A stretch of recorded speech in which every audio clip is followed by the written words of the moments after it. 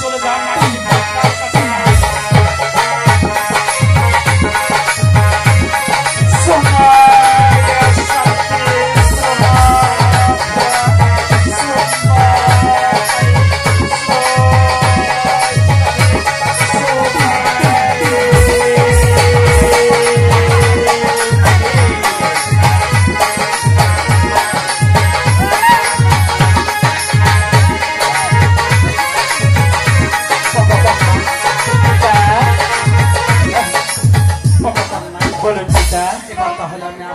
ঠিক আছে পিতা, তাহলে তিন নাম্বার শর্ত কিন্তু আমি ভুলে যাইনি।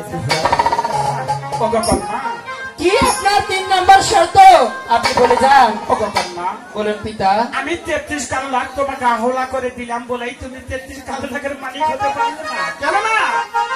এই পৃথিবীর সকালে তোমাকে দেবতা বলে স্বীকার করতে পারবে না। ওই উজানিনগর আছে আমার এক পরম ভক্ত, তার নাম হলো 4 সদাগর।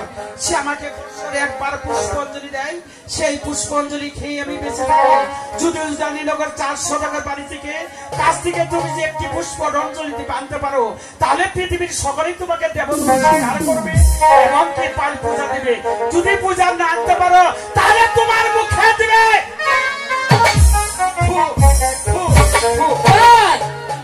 পিতা দেবতার কাছ থেকে পেয়েছি 19 কোটি নাগের ভার। সে কি আমাকে আসলেই দিল নাকি দিল না, এটা তো আমাকে পরীক্ষা করে নিতে হবে।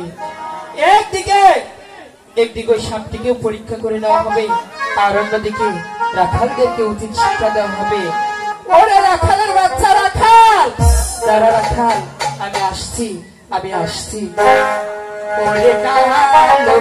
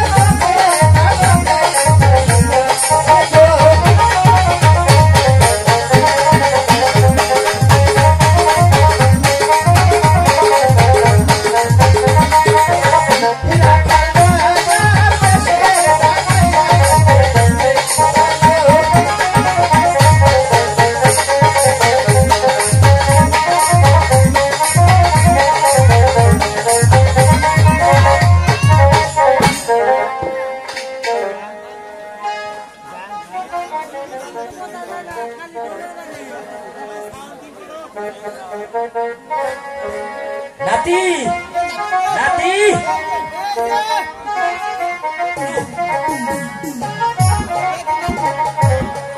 বাঁশরি বাজায়া পালে গরু বাছুর রাখি রে আমি তো গরু রাখাল রে